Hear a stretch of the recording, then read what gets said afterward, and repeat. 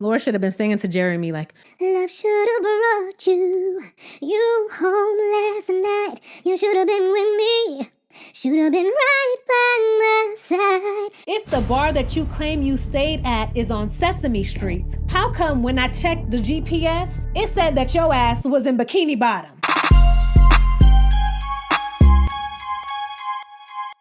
What's up, y'all? It's your girl Roxy with Roxy Says, and we're gonna talk about it. If this is your first time here, welcome. And if you are returning, welcome back. So today we are reviewing Love is Blind Season 6, Episode 9. So let's get straight into it. But before we do, don't forget to hit like, comment, and subscribe. All right, so let's go. As this episode opens up, we see Jimmy and Chelsea, and she's telling Jimmy that he shouldn't have left the other night. But in the last episode, the last scene that we saw, she was cursing him out and literally telling him that she was about to get the F out of there. Did she not? Okay. But she claims that she only said that because Jimmy expressed that he didn't want her in his space. She says that she doesn't appreciate Jimmy calling her clingy when he's also told her that he welcomes love, he welcomes affection, compliments, all that. So she claims that she's just doing what Jimmy wants. And in this case, I have to agree with both of them.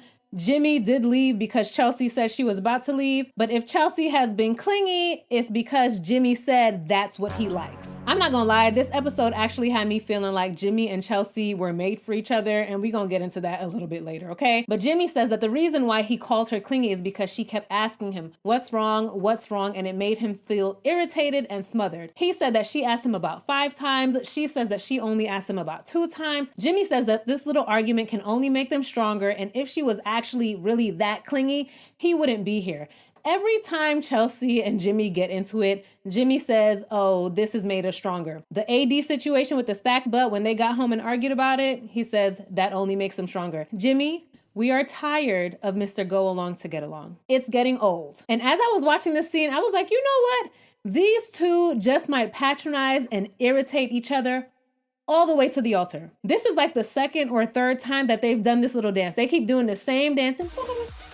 Like they keep doing the same dance. Chelsea tells Jimmy that he needs to work on his delivery and she needs to work on her emotions. I think y'all both need to work on your delivery and your emotions, but okay, I digress. Jimmy apologizes. Chelsea doesn't apologize. At this point, Jimmy's apologies to me aren't even sincere. Jimmy is just going to say what he needs to say. He's been doing it since he was in the pods. He was doing it at the honeymoon, and he's still doing it. But we do see Jimmy lie and tell Chelsea that he loves her friends. And I'm like, didn't you say one of those friends you didn't like, she was too much? Then we see Chelsea tell Jimmy that she's not initiating sex anymore. In all honesty, she shouldn't, because remember in the last episode, he said that he kind of needed a break from that as well. But he says, no, I didn't mean it that way. What other way can you mean that? Why are these people playing with us? So in the next scene, we see Jeremy and Laura, and they're ragging on each other as usual. I think Laura was like filling up a flower arrangement, and I guess the flowers kept falling over. And Jeremy suggests her to put water in the flowers so that the flowers can stand up. And she's like, oh, that's a good idea. And he says, yeah, at least one of us has to be the smart one in this relationship. And Laura says, well, I'm the one with a college degree. And Jeremy says he knows a lot of dummies who also have college degrees. We all know a couple of dummies who have college degrees as well, okay? But of course, Laura tells Jeremy that she was kidding. And of course, the way that I'm doing this review is the way that I was writing my notes. So at this point, I was like, look, Laura and Jeremy need to chill because one day they're going to make a joke. Someone's going to make a joke that they cannot take back. But it looks like by the end of this episode, that won't even matter, okay? So they're gearing up to meet Laura's family, and Laura expresses that although her parents are still together and in love, she wants more spice and oomph in her marriage. These people are grown. Like, I don't know if she wants them to be jet skiing or what. Laura's family is very friendly, very sweet, and they're not at all surprised at the way that Jeremy says Laura speaks to him. Jeremy says the reason why he came here is because he thought, how often can I go on date with multiple people who've been background checked and had psych evaluations? And when he said that, I was like, so y'all really do background checks and psych evaluations on all these people? These people on our screens. And the people in the previous seasons? Really? Pull the Scantron sheet because I want to see these test results. Pull the Scantron. Now, as I say that, we do have to keep in mind that this is a TV show. And I know that we all love love. I love love. You love love, right? But if we had 15 Lauren and Camerons, or if we had 15 Brett and Tiffany's, right? I mean, we'd still watch. But would it be this entertaining, this messy? I'm just being honest, right? And Lauren and Cameron are definitely the king and queen of Love is Blind. And we could be honest with each other. We like the mess, okay? We like a little bit of the mess. So I guess I can't be too mad at casting and production. Clearly, they did what needed to be done because we're talking about these people, okay? So next we see Laura tell her family about the love triangle between her, Jeremy, and Sarah. I'm like, why are you telling your family that? Clearly, her and her family are very open. They have a very close relationship. But she tells him about the DM that Sarah sent to Jeremy. Jeremy thought that he was being transparent by showing Laura the DM. We see Jeremy likes to use the guise of transparency to hide his true intentions, but we gonna get to that, okay? And Laura says that her issue is that Jeremy hearted the DM, and I agree, that's right, because the heart kind of welcomes further conversation to some extent. A heart says, I see what you said, I agree with what you said, but I'm not gonna incriminate myself by actually typing words back, but yeah. I heard it. And can a single heart say all of that? Yes. Yeah. Overall, it was a nice meeting. Laura's family, they were very nice. They were very sweet, and they do seem to like Jeremy. And I get the feeling that they all know that Laura is a lot. Even in Laura's mom's confessional, she says that she does like Jeremy, but she hopes that he's able to put up with Laura's mouth pretty much because she can really dish out a lot. And she already sees that Laura and Jeremy speak a bit harshly to each other, and she hopes that it's just in jest. And then Laura's dad says, if you treat Laura like a princess, she will walk all over you, okay? So clearly they know their daughter very well. Even Laura's sister-in-law has to tell her that in a relationship, no one is going to be perfect and that she should focus more on the important things as opposed to Jeremy's Hawaiian shirts. But we will see later in this episode, Jeremy's Hawaiian shirts are the least of Laura's troubles. Next, we see Amy and Johnny. They go and they take some dance lessons. Johnny almost broke Amy's arm. I'm just kidding. But I do think that they did a really good job. No one looked uber awkward, and it looks like they were having a really good time. Next, we see Clay and AD, and ooh, baby, that orange looks so good on AD. It just popped on her skin tone. But why was she walking up the stairs in heels, holding the umbrella, holding flowers, and Clay wasn't holding anything? See, at least Kenneth would have held her flowers or the umbrella, okay? Not me giving props to Kenneth. Anyways, we meet Clay's mom and his sister, and we also learn that in addition to being a realtor, AD is also a VIP manager at a nightclub. She has goals of flipping homes and being a landlord. And Clay's mom likes that, and she mentions that Clay works very long hours. And Clay also starts discussing his daily schedule and his business hours, and apparently he works from 9 to 5 and then from 9 to 9. Clay is very interesting because it seems like when it comes to business, when it comes to work ethic, his head is on straight. He's about his deadlines. He's about his money. He's closing deals.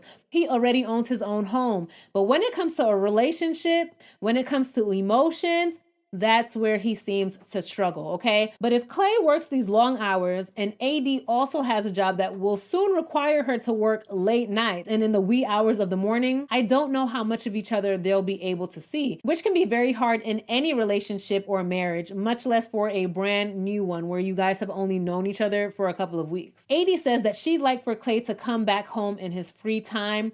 Clay says that he understands that, but his job is important to him and he's gonna work. AD says that the work isn't the problem. She loves that he's a working man, that he has a career. And in response to that, Clay gets a little snappy with AD. Work is not the problem. Work has never been the problem, ever. So it's a problem. Oh. Sorry. Whoa. Now, I have seen many entrepreneurs say that they cannot date someone who isn't also an entrepreneur, a business owner as well, because of this exact same situation. The schedules, the long hours, and the other person not understanding that when you work for yourself, a lot of times you work even more because you're really never off. So I'm not going to chalk this up to being a Clay issue because I've heard many people say this. But the conversation does get a bit heated because in this conversation, I feel like Clay just concluded, I work a lot. It is what it is. I didn't really hear much compromise. Like, okay, I'm going to be really busy this week, but next week I'm all yours. I didn't hear anything like that. Clay pretty much said, well, you're not even really set in your schedule. So once you're set in your schedule and you're busy, you won't even notice that I'm gone. That's not a good solution to that problem at all. Okay. Clay's mom gives them some advice and she says that if someone is important to you, you will make the time for that person. And I'm like, right on, mom. Everyone is busy. But if someone is serious about you, they want to be in your presence, you're important to them, they will figure it the out. They will figure it out and they will make it happen. Did y'all see when Clay's mom gave AD her scarf because she was cold? I thought that was such a sweet moment and definitely a good sign that Clay's mom probably likes AD. However, the way that this conversation went, if these two do get married, clearly they won't be seeing much of each other. Next, we see Jimmy and Chelsea, and they're meeting with two of Jimmy's best friends. They are both women, and they have known Jimmy for 2 years. Jimmy doesn't have any male friends. Like, I don't have an issue with him having female friends, but I would also like to see the type of men that he hangs with. I feel like you can gain a lot of insight from that as well, but all we have is these girls. So anyways, this was another scene that showed me that Jimmy and Chelsea are more similar than I realized. Chelsea tells the friends that she's divorced and that since she's been divorced, she's matured and she's healed, and now she is very secure with the person that she is. She also says that Jimmy has made her feel heard and seen, and he takes the time to learn her. And she says that that's how she knows that she's ready to be married again. Is that how Jimmy makes you feel? Or is that just what you want his friends to think? Chelsea also tells the ladies that Jimmy cries during sex. And one of his friends already kind of knows that. And she's like, yeah, he's a crier. Now listen, I have male friends. The last thing that I want to hear about is what they do during sex. I'll be like, girl, girl, I don't want to hear that. Chelsea, why are you telling?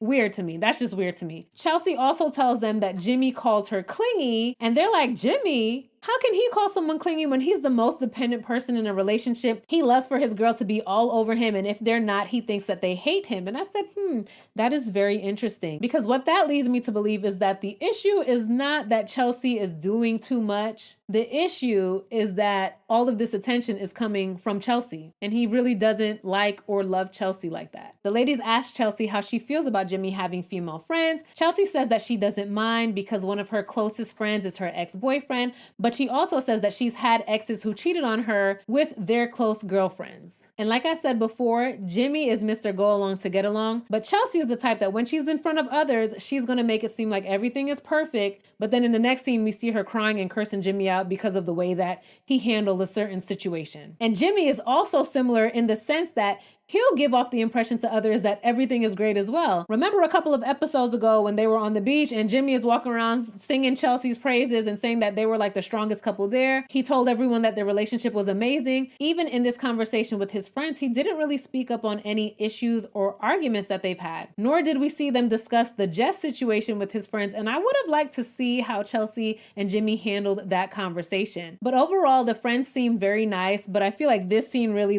made it clear for me that both Jimmy and Chelsea are faking for the optics of this relationship in different ways and for different reasons. So in the next scene, we see Johnny's family meet Amy, and this is just the cutest scene. You can tell that Johnny's sisters really love him and that the family is very close. And the sisters love that Amy already knows Johnny's almost name. I think that this was the smoothest and the easiest family meetup in Love is Blind history because we didn't see any tough questions asked, but this scene did warm my heart. It was really cute. Next, we see Laura and Jeremy, okay? And as this scene opened up, I said, not Jeremy taking a page out of Kevin's handbook with that damn phone in his hand. And he has shades on in the house. Excuse me. So Laura comes in hot, and we learn that Jeremy left the house at 10:45 last night and was out till 5 a.m. in the morning. The bars closed at 2 o'clock. Where you been? Where you been? And Jeremy is just looking at Laura. His face is all red. His face was getting all red. And Laura's like, I don't understand why you can't just answer the question. And immediately when he started speaking, I had to pause the computer because I don't like your tone. I don't like his tone. When you're in the wrong and you know that you're in the wrong and you have to give an explanation, I don't want to hear an ounce of attitude in your voice, okay? I don't want to hear an ounce of attitude. If I'm in the wrong and I'm explaining myself to someone, my tone will be very apologetic. Hey babe, here's what happened. Me and my girls, we were going here and then plans changed, so we ended up going here. I'm not going to be like, well, we were going here and then we were... No! So off the bat, I was already irritated with Jeremy. Anyways, Jeremy says that originally everyone was going to karaoke, and then when he was halfway to the karaoke place, the location changed to a place called Lost and Found. Yeah, you really are lost, but ain't found, child. And on his way to Lost and Found, he got a text from one of the guys saying that Sarah was there, and he was like, you know what? I was gonna turn around. I was gonna turn around. But he didn't because he wasn't gonna let someone else dictate his behavior. Wow, Jeremy, you are... What What a stand-up guy. What a stand-up guy. Jeremy, do you think I forgot a couple episodes ago when you were on the beach talking to Amy and you told Amy that you wanted to speak to Sarah? You think I forgot? You think I forgot? And we talked about that in a previous review. But now that he's in Laura's face, he's making it seem like he didn't want to be in Sarah's presence. Boy, bye, okay? Then he says that when he got there, Sarah came up to him and hugged him and just walked away. Then he magically found out that Sarah was upset about things. How'd you find that out? How did you find that out? Did someone else tell you that? Did Sarah come to you and tell you that? And even if someone came and told you that, the right response would have been, I'm sorry to hear that, but right now I'm engaged to Laura. I'm really not concerned with what Sarah is upset about. It's in the past, right? But Jeremy tells Laura that in order not to drag things out, he was like, maybe I need to have a conversation with her. Jeremy, you didn't need to do any of that. You wanted to do it. Stop playing. So Jeremy is telling Laura that all they did was hang back and talk until 5 a.m. And Laura's pissed and she says that all of this stemmed from Jeremy not responding appropriately to Sarah's DM, which I agree with. But Laura Boo, how are you upset with Sarah and Jeremy when your bestie Jessica is about to do pretty much the same thing with Jimmy while he's engaged to Chelsea? Make it make sense. And we find out that Jeremy also followed Sarah back on Instagram. Laura says that she doesn't believe him and he must have left the door open for her to feel comfortable enough to DM him. And she says that she knew that this would happen. Jeremy says, I share my location with you to give you that extra reassurance. You know where I am all the time. Jeremy thinks he's so slick. Like I said before, he tries to make himself seem extra transparent because he knows that he's really covering up other things. He thinks he's so slick. Like, Jeremy, you could drop your phone off in a bush somewhere and take an Uber or drive to a different location. Like, boy, what? Okay, you share your location. Okay. But Laura says that she was asleep, so she wouldn't have been up to check his location anyway. I like how you played that, Laura. I like how you played that, Laura. And because Laura said that she was asleep, in Jeremy's mind, he's like, oh, she was asleep, so that means that she wasn't checking my location. That means that she don't know where I really was, right? And because that's what Jeremy thinks, he's bold enough to say that he's not denying anything. And Laura says, so you didn't leave the bar last night? And Jeremy says, I'm not denying anything. You're denying leaving the bar. I don't want to talk about that right this second. You don't want to talk about it this second. No. Just admit that you lied then. I'm not going to lie to you about it. And then Laura says, You weren't at the parking lot of Lost and Found. Don't share your fucking location if you don't want to check it at 5 a.m. That's bullshit. Great. I parked, there's Lost and Found, then there's an alley that cuts back there. You weren't even in South End. You were north of Uptown, which is where Sarah Ann lives. ooh, Jeremy, she caught you. Jeremy was really insulting Laura's intelligence. If the bar that you claim you stayed at is on Sesame Street, how come when I checked the GPS, it said that your ass was in Bikini Bottom? Now, let me say this. Laura is not my favorite. I've said that before. But the way that she handled this, it was the exact way that I would have done it. When you know someone is lying to you, let them dig their own hole. Let them dig that hole.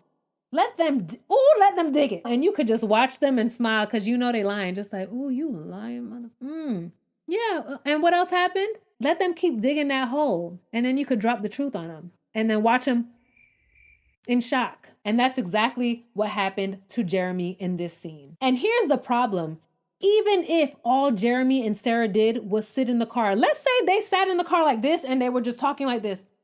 No one touched anyone. No one kissed anyone. No one left the car and went back in Sarah's house. No one slept together.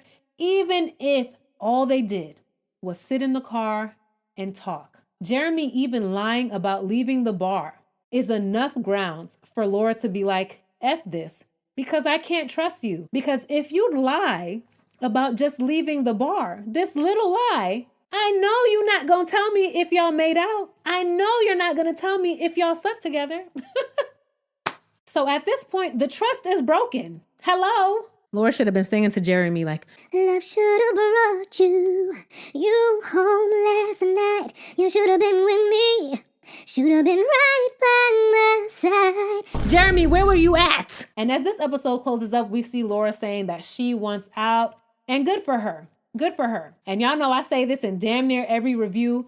Don't let these men play with you, okay? Jeremy literally played in Laura's face. Now in the previews, we see a lot, too much, if you ask me honestly. Y'all giving a bit too much in these previews. Like there's not even any mystery. But anyway, we see that Amy and Johnny make it to the altar, and so do Clay and AD. Now, I have seen the tea that's been going around about Jeremy being engaged shortly before he came on the show, about Trevor.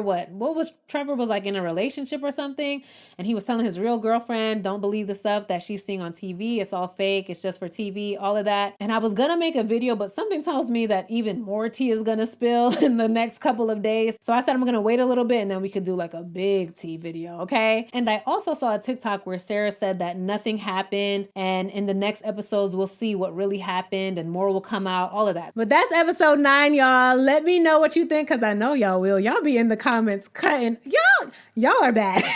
Y'all be in the comments cracking me up. I will see y'all in my next video. Don't forget to hit like, subscribe, hit that notification bell so you know the next time that I post my video. Thank you so much for watching. I think that we are almost at 19,000 subscribers.